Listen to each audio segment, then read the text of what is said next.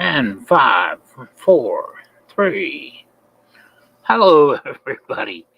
This is Eric, aka Wolfbitten. How you doing today? It is very good to have you. I'm very glad you're here today. And this is going to be a little bit of a short program. I don't want to carry it on too much, but I do want to make a point. Um, this regards the recent debate that we had with this fella here in the upper left corner of this picture. You see J.L. Warren. Now, J.L. Warren has a YouTube channel. It's called Bridge the Divide, and he's one of the most ridiculous atheists I have ever met. I don't like to talk bad about people, I really don't. But I know you've heard the term Dunning-Kruger. Dunning-Kruger is somebody that believes they're really, really intelligent and that they are expert in certain fields. And then when they start talking about it, they start sounding like ignorant hillbillies. And, I say that as a hillbilly. I come from two long lines of hillbillies. So I'm not talking hillbillies down. I am a hillbilly. And we sound more intelligent than somebody with the Dunning-Kruger effect going on in their head. So this regards the debate that we had on this fellow's channel, Michael Toon, bottom right-hand corner here, and his accomplice is SC Toon, Schrodinger's cat, and Michael Toon make up this channel here, the SC Toon channel. It's a pretty ridiculous channel. They're pretty sad about the only thing that they can ever argue is flat Earth, which I ask myself, why waste your time? I asked them, and they had no good answer. But when my group was invaded by their group, they wouldn't come on my channel and debate. And I had a few old school names for them that people today would find kind of offensive, so I won't go into those. But they weren't drastic names. They were things like, coward, chicken. But they dared me to come on their channel. Now, I had my friends tell me, if you go on there, you know what it's going to be because you're outnumbered. It's their channel, their gang of mass stalkers and mass reporters. And I said, yeah, I know what I'm in for. But, I've already told them what they are if they can't show on my channel. So I'll be the man and show them what a man is and go on their channel. So I did. And, of course, they couldn't keep to the structure that was guaranteed, which was a 10-minute opening apiece. We did get that. And then the 10-minute cross-examine, which I didn't get. They kept interrupting, kept putting me on mute. I couldn't correct the questions he wasn't answering. I couldn't change the questions, and they changed my questions into something I didn't even ask. So, and he got time to ramble on and ramble on and ramble on. A cross-examination, of course, you've seen what a cross-examination is in a courtroom, and that I certainly didn't get it. But at any rate, we're going to talk about Mr. Warren's statements here. Now, I do have to apologize to you. I don't have a lot of the equipment that I really need for these broadcasts. I'm slowly improving, so bear with me a bit here. I've got the new computer, I've got this, I've got that, but I don't have a little bit of the equipment that I need for video playback and a good microphone and things like that. So I'm working on getting that. So thank you so much for bearing with me. At any rate, I wanted to explain a couple of things here. Now, we were talking about at this point of the game, I'm not going to go into everything. I'm just going to go into a few of his statements so that you can see that this guy hasn't got a clue about what he's talking about.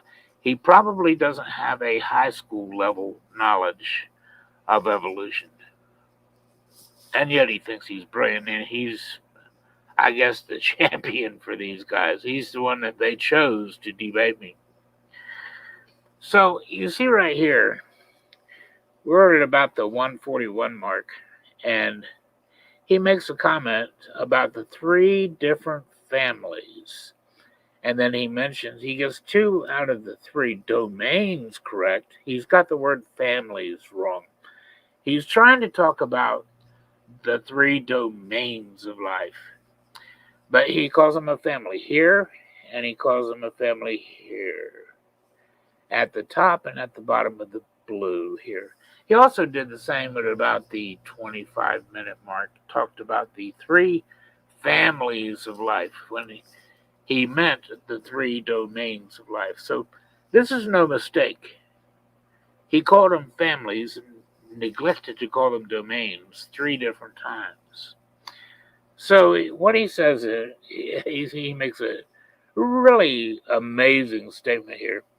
There's 3 different families. There's eukaryotes, there's archaea, and there's bacterium. Now, he got 2 out of the 3 right, eukaryotes and bacterium, but they're domains of life. They are 2 out of the 3 domains of life. But he makes an amazing statement after that. He says there's multiple different leucas for all. Now, what is a leuca? He says there's multiple different leucas for all of these families, meaning he's trying to say there's 3 different 3 different leucas for all these domains of life. But what is a leuca?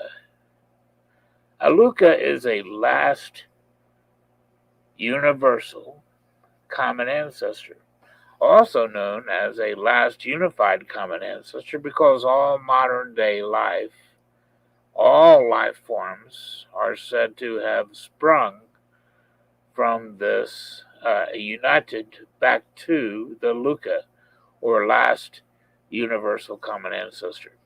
A leuca is, or a last universal common ancestor, is supposed to be, theoretically, the common ancestor for everything that's ever lived, from a plant to an insect, to an animal, to you.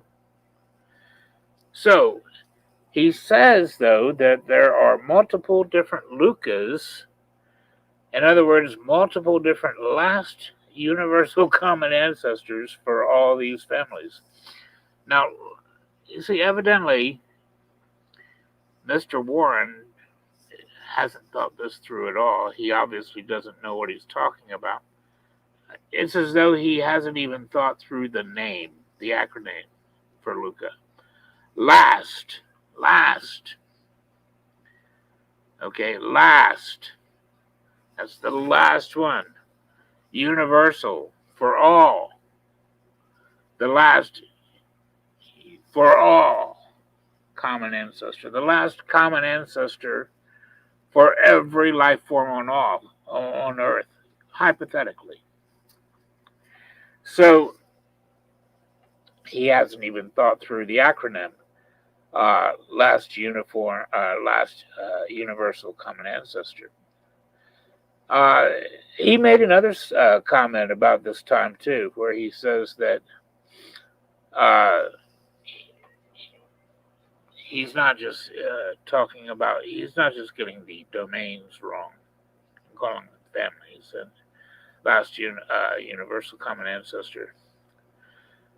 But he makes a comment that it's not the original, the leuca is not the original purveyor of life. Now, what an amazing statement. Think about that for a moment.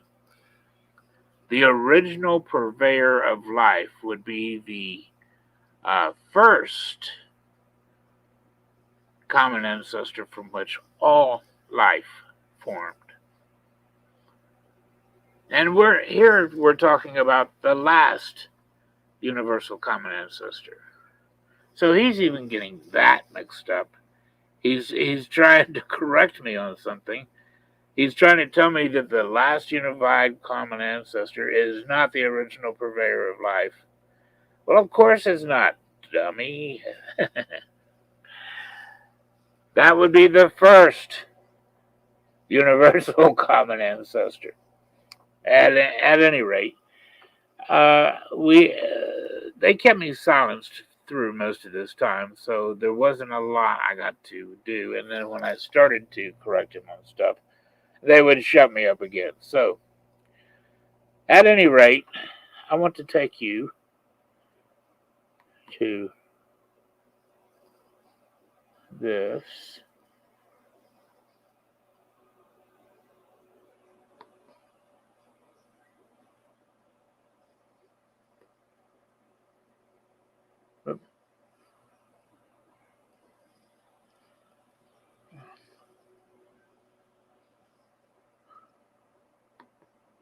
Now, what we have here,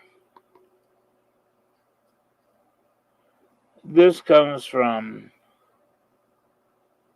ncbi.nia.nim.nih.gov. This is a scientific paper. I'm going to bring you to this. It is a peer-reviewed paper, and it's talking about the last universal common ancestor.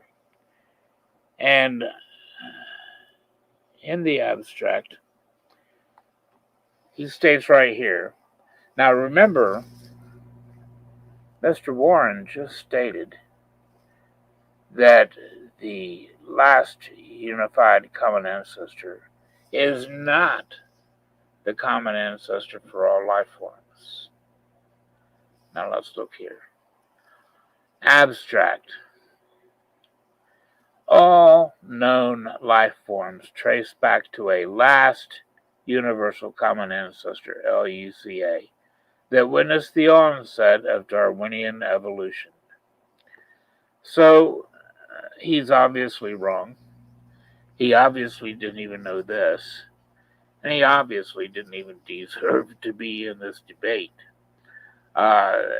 If this isn't the Dunning-Kruger syndrome, my friends, I don't know what is. And I'm trying to be kind.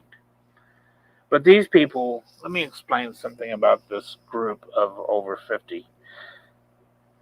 They claim that they love science, and they claim that they mass stalk flat earthers because they love science.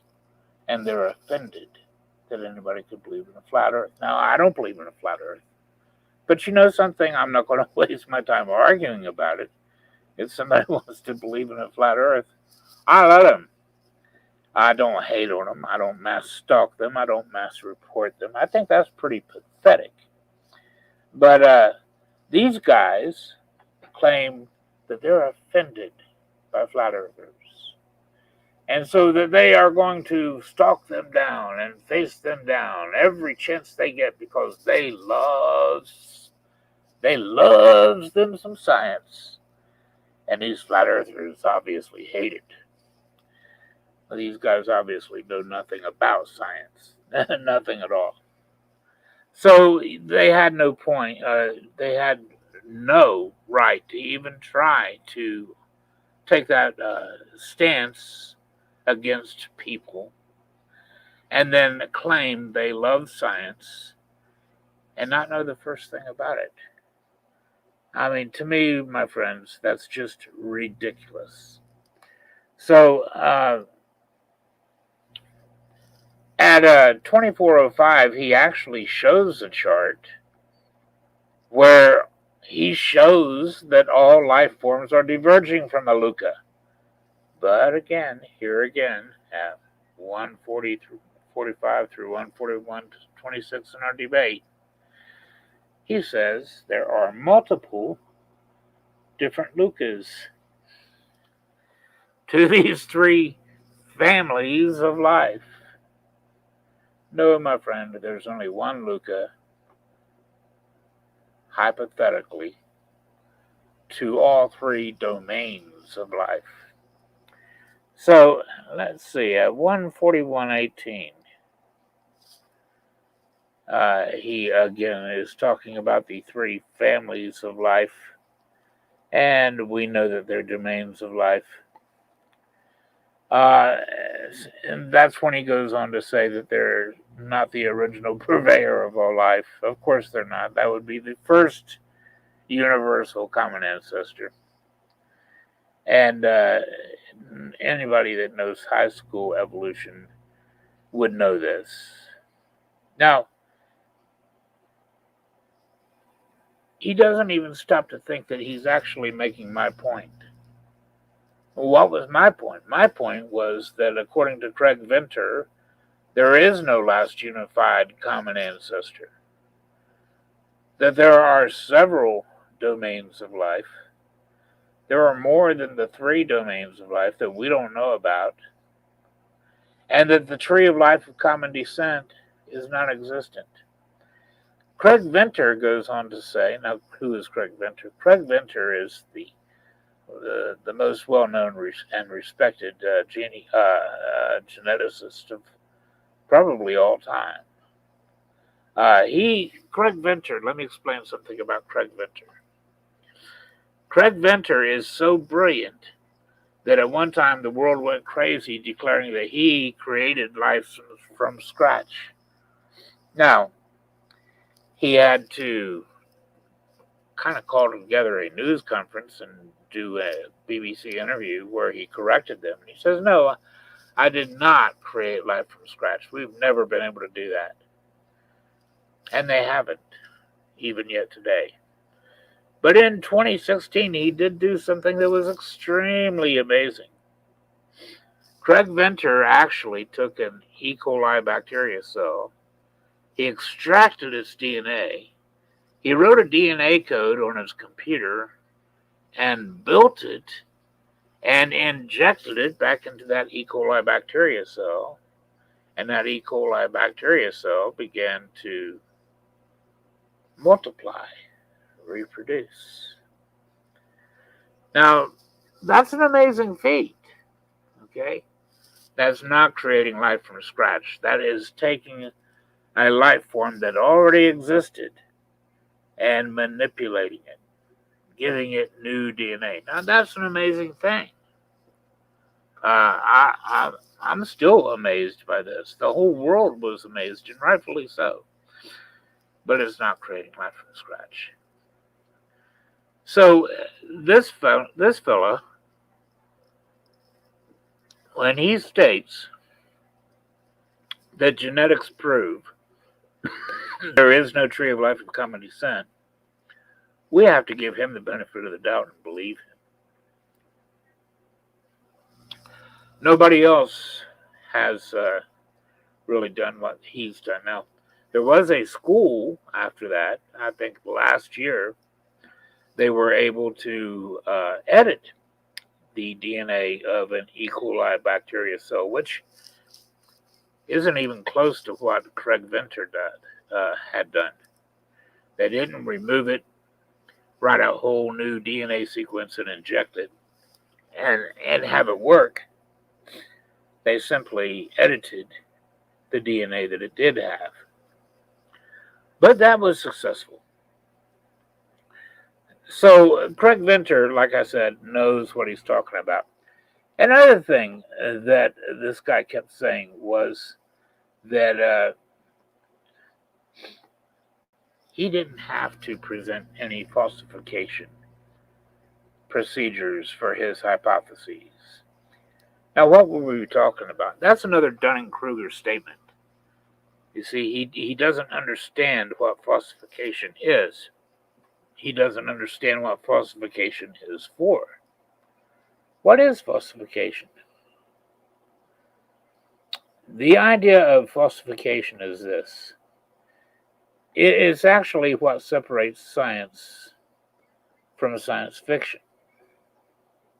If you have a hypothesis, like let's say, for instance, Archaeopteryx is a descendant of theropod dinosaurs and the ancestor to modern birds. Now, you can say this hypothetically. What we do, we dig up a fossil. We look at this fossil and we say, this fossil here has characteristics of a theropod dinosaur, but it also has characteristics of a bird. So let's put it right in the middle between theropod dinosaurs and modern birds, and we're going to say that it's a descendant of theropod dinosaurs and an ancestor to modern birds. And let's just call that fact. Well, no, you can't do that. Now, that's what they do, but you can't do that. If you're going to really practice science, what you have to do at this point, you have to put it through a falsification process. Now, a falsification process is this. It's a test, but it's more than a test. It's not just a test. It has to have the potential to prove that your hypothesis is wrong. Now, speaking of this particular thing, we're talking about a lineage, an ancestry, okay? Now, let's consider this a moment. What are possible tests that could potentially prove that a hypothetical lineage is right or wrong? There's only one possible way that you can prove it wrong. Only one. There's only one test with the potential to prove that hypothesis wrong, that lineage. That's a DNA test. Nothing short can prove beyond a shadow of a doubt that this is wrong. I'm going to give you an example. It was stated for a very long time and believed that the dire wolf was the ancestor to modern wolves. Now, it was a reasonable enough hypothesis. They look almost exactly alike. Of course, the dire wolf is bigger boned, broader, stronger. But he looked very much like a wolf. So it was a reasonable hypothesis to think that he was the ancestor to modern wolves. So they just declared it. Hey, looks like it, so it's got to be fact. Well, then we developed the potential to extract and test its DNA and compare it with the DNA of modern wolves and dogs. And guess what they found? You can Google this. The dire wolf is not ancestor to modern wolves. They said it's in a completely different lineage. Completely different. So you see, their phylogenetic trees are wrong. They claim they're right. They stand on it. They'll swear to it. But they're wrong. Now, the dire wolf proves that these hypothetical relationships are not guaranteed to be right. As a matter of fact, DNA shows this too. They claim that the Neanderthal and the Denisovans are cousins to Homo sapiens. Well, that's not true either. And DNA proves that's not true. They used to say that Neanderthal was our ancestor. Then they said it's our cousin. But it turns out it's the very same species. What is a species?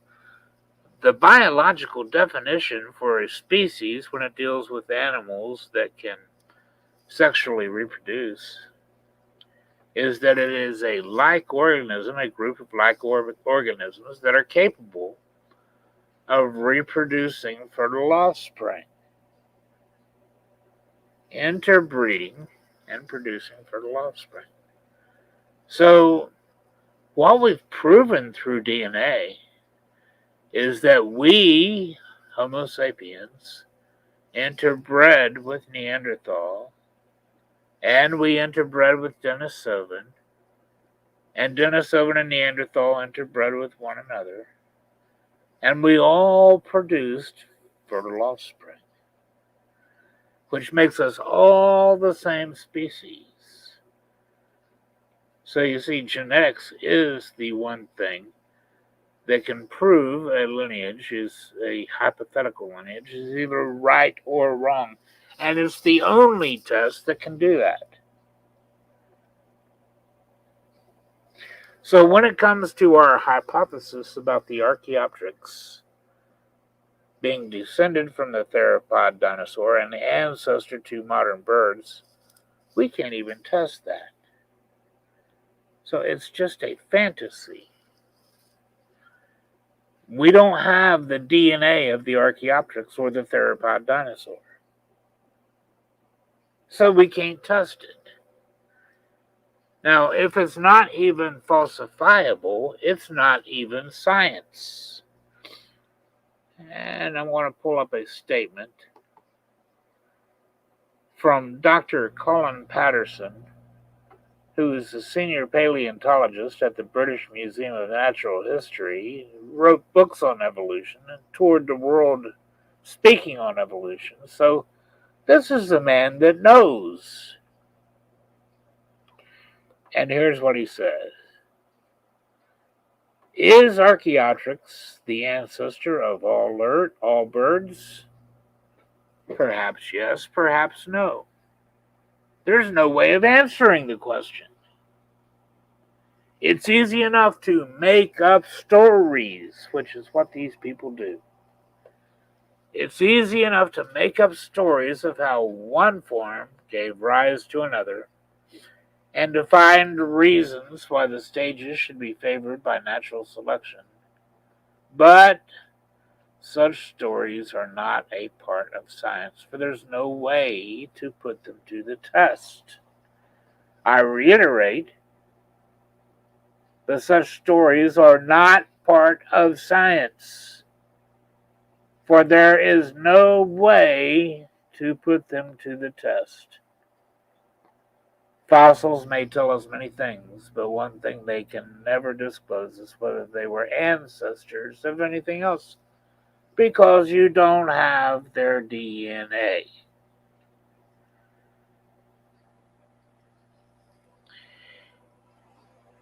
And the few recent ones we've been able to test prove their hypotheses wrong. So, Mr. Warren, you have no business debating evolution. You don't know the first thing about it. And when you say you don't need to falsify these hypotheses, you're just proving what a Dunning-Kruger moron you are. Now, I don't hate you. I don't hate you at all. But if you think you know anything about science or about evolution, you're just a Dunning-Kruger effect person. Run away with the effect. The first rule to the Dunning-Kruger Club is that you don't know you're part of the Dunning-Kruger Club. You think you're brilliant, but you have zero idea about what you're talking about, son. You don't have the first idea. So, I say this really, I don't hate on you at all. I really don't. I actually wish that you would drop your hostility toward religion. I think you're a very unreasonable person. And ignorance and stupidity and prejudice and bigotry it's all based on pure ignorance, son. Pure ignorance. Stupidity. So, drop your hatred. Educate yourself. That's what I did. You don't have to have papers to be intelligent.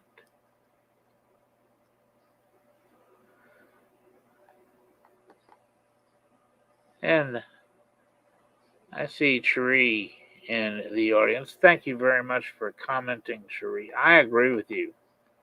I absolutely agree with you.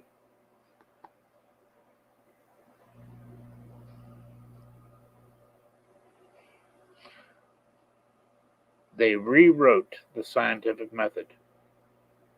You know, evolutionists keep saying too, science doesn't prove anything. Now, why do evolutionists make the statement that science doesn't prove anything? I'm going to tell you why. Because science doesn't prove evolution. If anything, science proves that evolution cannot have happened. Mary Schweitzer's paper proves there's no time for evolution. Craig Venter proved there is no last universal common ancestor. There is no tree of life of common descent. C14 proves that dinosaurs lived recently. They say, oh, well, they're all corrupted. Every single one that's been tested, scores of them, from several different labs, from several different digs, from several different dinosaurs, from several different museums. Every single one of them are corrupted. Then you're damning your own scientific method of dating. So we can't trust any of the dates that you set forth. So even if you want to take that away from a C14 testing, you can't take away Mary Schweitzer's paper because gives us the math that only leaves us with 234,000 years from dinosaurs to now. There's no time for evolution there. See, these people don't do any math. They don't figure things out. They don't think for themselves. They don't think critically. They say, oh, science don't prove anything, so we're not going to worry about science. We're not going to worry about falsification. Yes, science proves things every day, my friend. Science proves that I can control my blood pressure. Science proves that I can control my heart rate. Science proves that we can put men on the moon and a rover on Mars. Science proves hypotheses are wrong every single day. That's called the falsification process. Dunning-Krugers. So don't tell me science don't prove anything when it proves your hypotheses are wrong. It proved the dire wolf is not the ancestor to modern wolves.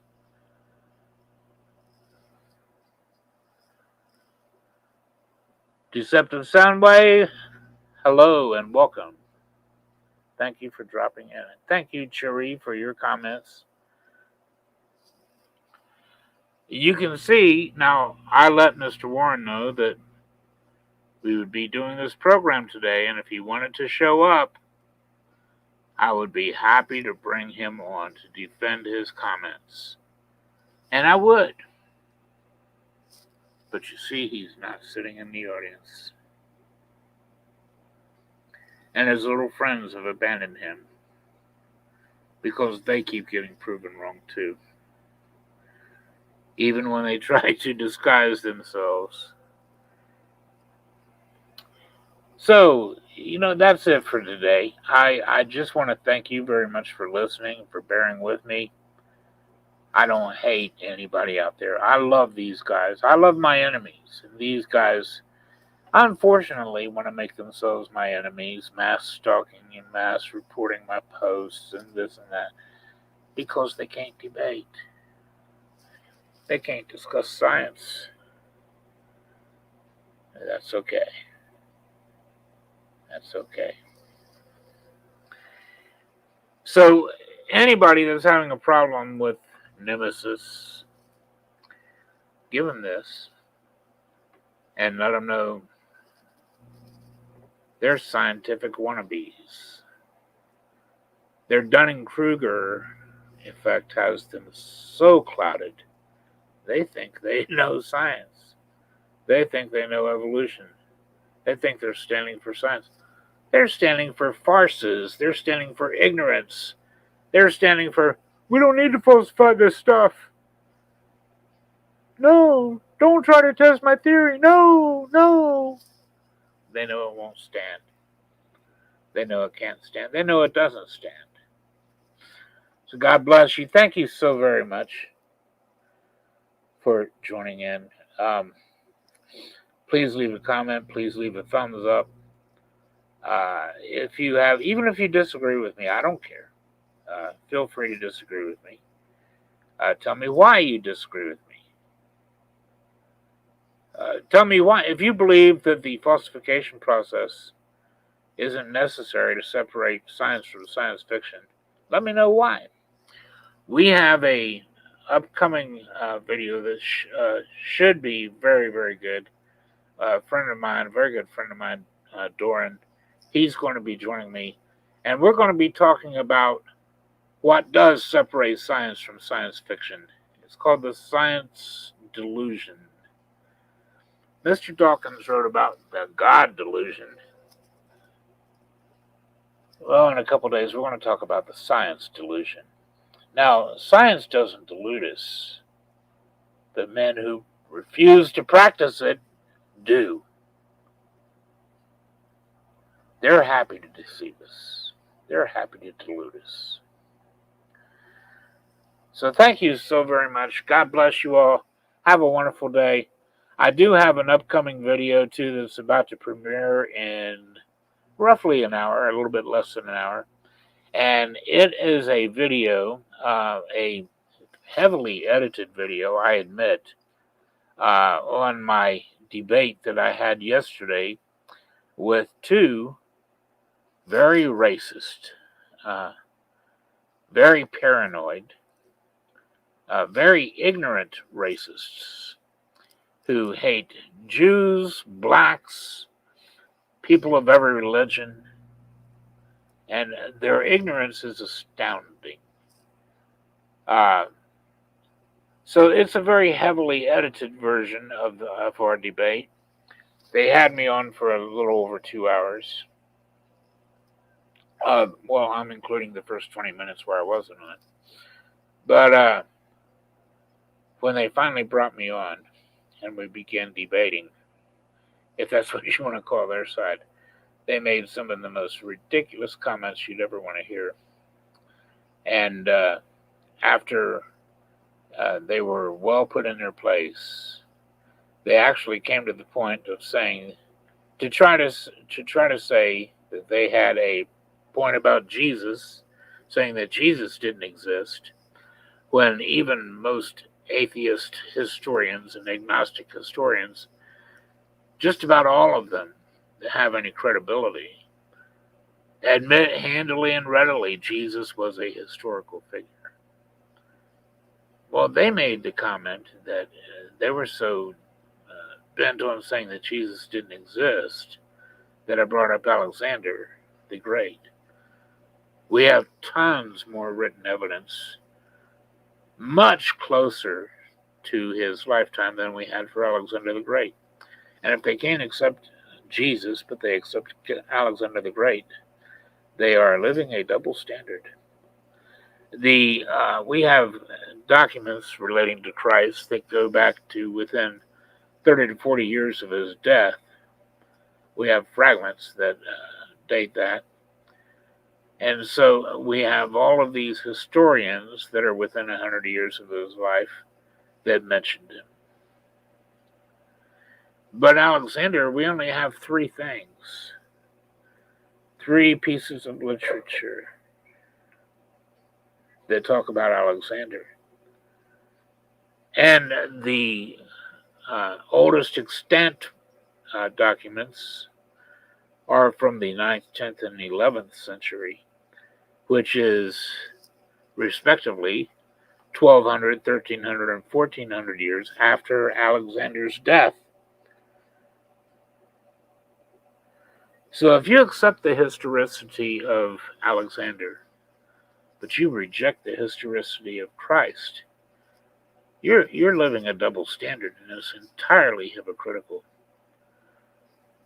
And when I pointed this out, the one boy was so desperate, he said, well, I'm skeptical. I don't believe Alexander lived. And I said, well, with that, boys, my job here is done. You have proven this entire time how ignorant you are.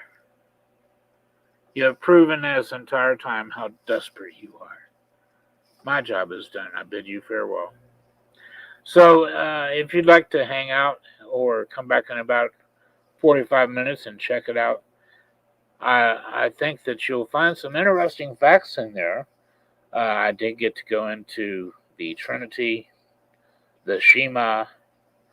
I got to go into biblical manuscript history. So it is interesting, and to see people of such ignorance that they hate entire groups of people and they're so paranoid.